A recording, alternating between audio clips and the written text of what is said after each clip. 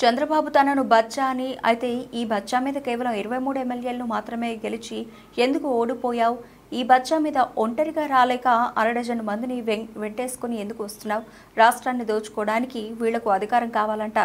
మంచి చేసి మీ బిడ్డ ఓట్లు అడుగుతూ ఉంటే మోసం చేసి చంద్రబాబు ఓట్లు అడుగుతున్నారని అనకాపల్లిలో సిద్ధం సభలో సీఎం జగన్ మాట్లాడుతూ తనకు 2 సముద్రాలు కనిపిస్తున్నాయి. ఒకటి బంగాళాఖాతం అయితే మరొకటి అనకాపల్లి. మేమంతా సిద్ధం సభ, ఈ సభ చరిత్రలో నిలిచిపోతుంది అని అన్నారు.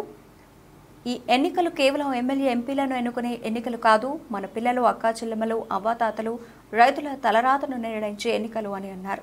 ఈ మధ్య బాబు ఏమంటున్నాడంటే జగన్ ఒక బచ్చా అంటున్నాడు.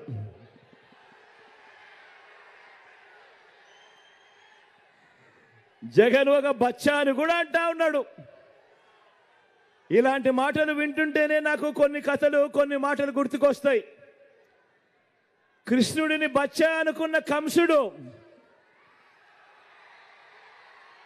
కృష్ణుడిని బచ్చా అనుకున్న కంసుడు పూతన కాలింది.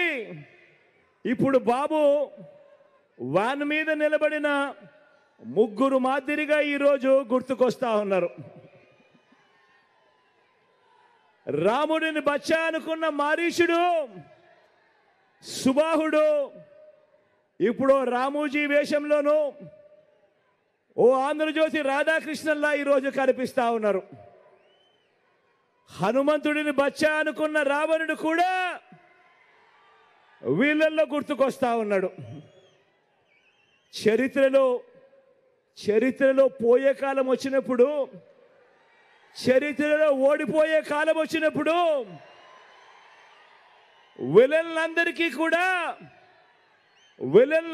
కూడా అటువైపున హీరోలందరూ బచ్చాలుగానే కనిపిస్తూ ఉంటారు.